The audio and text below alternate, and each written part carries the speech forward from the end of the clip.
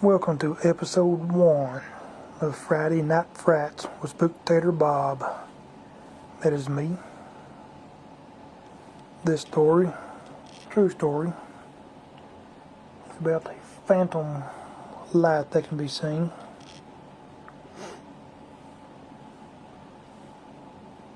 I must have been about 7 years old. The year would have been 1984, if I am correct on the age. My brother and I went to spend the weekend with our grandparents. That would be my mother's parents. And 3 of our cousins lived there at the time. Another cousin, the eldest of us kids, lived across the field, about 2 football fields away, so we visited often also. Being kids, we like to rough it up, be mischievous, sneak and do things we were not supposed to do, such as swim in the grandparents' pond. The other ones like to sneak and smoke cigarettes, but I never picked up the gumption to even try cigarettes. We boys would always explore around, and even after dark we'd be out past the security light to shine when we were strictly told to stay in the light. We were familiar with numerous stories about murders, ghosts, and such.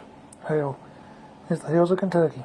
We're the folks that enjoy hearing about ghosts and such, listen to the wildcats squall out, talk about rattlesnakes crawling into the corn crib and such.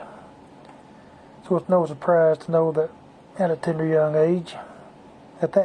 age, I was already familiar with the tales of the phantom ghost light that can sometimes be seen at night on that stretch of narrow highway in front of my grandparents' home.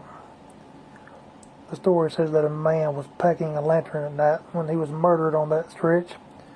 Supposedly he is not at rest because of the murder, and his spirit, toting a lantern by the way, still roams that area and will roam that area until he finds peace. Now I know some tales are just tales for a good story, but many people I know have experienced this particular light. Now these people are good, hard-working, church-going people. They got no cause to lie, nor even the nerve to build up to angering God with a lie. That means I knew the story to be true even then. The tale goes on to say that not only can the light be seen, but it follows a person. So what I mean by that is if you are alone and you see the light, then it will mimic you. If you move, it'll move. If you stop, it stops. And more to the story, if there's more than one person there, then it follows one person in the crowd, though everyone can see it. And the added scary part, the story says that the person the phantom follows will be met with a terrible misfortune. Needless to say, you do not want to see the light, and you do not want to know what is following you. Regardless, you keep your eyes open for the light just because you want to know if it will appear and make a prediction on your life. The good book tells us in Acts 6 and 4 to continually pray. If you fail to do so because of the good book, you sadly remembered to constantly pray when it got dark on the old stretch because you quickly remember the story of the light. So on one particular night when I was 7, my brother and I were with our 4 older cousins in the field as we were sneaking so they could smoke cigarettes when one of us boys there, spotted the light across the road in the wood line. That spooked us all real good. As we moved about, it did not take us long to notice it was following Jerry.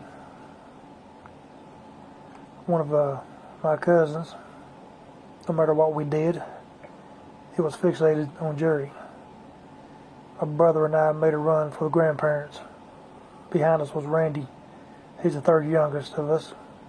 And his oldest brother Dave and our oldest cousin in the group, Doug, ran in also. We informed the grandparents, who then went to investigate.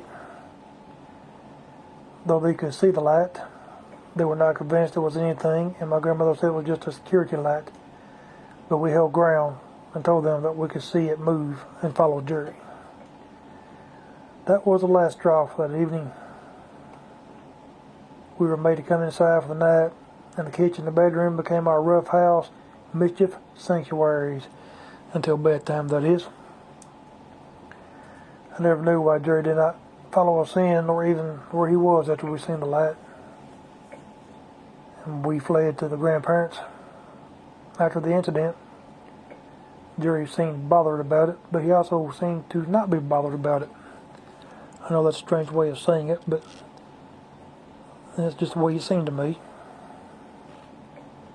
More than a year later, Jerry fell off a skateboard on Christmas Day, fracturing his skull, putting him into an immediate coma.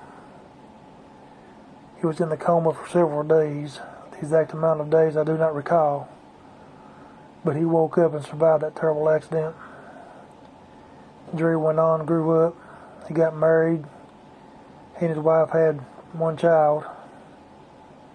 At age 27, Jerry passed away, only 17 years after being followed by the light.